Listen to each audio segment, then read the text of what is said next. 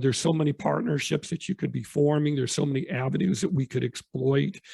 She wasn't interested. She couldn't see it for herself, so you had to let it go.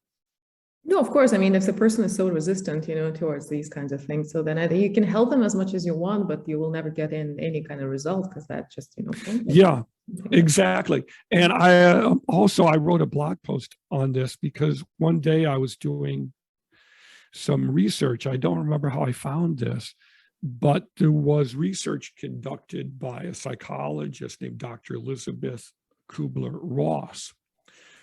And she did some landmark research in what she calls the stages of denial. Mm-hmm. And these are the stages of denial that people go through when they lose someone they love. I looked at the stages of denial and I said, oh my goodness, these mirror almost identically the stages of denial that I see business owners go through. Mm-hmm. Everything has to be free. Everything has to be cheap or $5. I can only use family members. I can only work with people whom I already know. It's not a problem. I can do everything myself for free. On and on and on. This can go on for years and years and years until they finally come to the point where it's called acceptance. Mm-hmm. They recognize that this is a serious problem that's hurting them, and they're willing to put aside their fears, their concerns, the cheap, the poor, the broke, I have to use family members only, all these excuses and fears.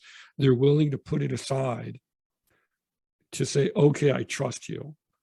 Now I want you to take me from point A to point B so I can achieve these goals. I'm finally at this point where I can let go and let you in to help me.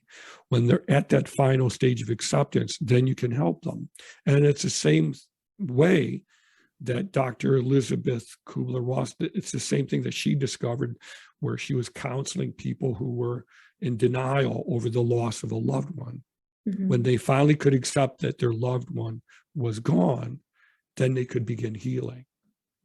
So yes, obviously, of course, it's different for the business owner, but the stages are the same. But this, of course, I mean, they're very human-like. I guess that you have to. When you can look at yourself in the mirror and say, failure is painful, it's humiliating, but I can own it. When you can own and accept failure, then you can be helped. It's like in the military, they say that first they have to break you down before they can build you back up. They have to humiliate you and teach you to take orders and set aside your pride before they can really help you and teach you all these things that they want you to know. So it's like that with business owners until you can get them to put these hesitancies aside. You cannot help them. And there's so much that goes into this. So for me, as I got older and matured, I wanted to work with fewer clients because I could take my time and truly legitimately help them. I don't want to work with a business owner who I cannot, really turn things around with them. It's not about the money. It's about taking a business that's failing and turning it around completely and seeing that they went from almost going bankrupt to now generating profits. They went from being depressed to having time to spend with their family members now. Biz Culture. This is the podcast about the meaning of concepts in business.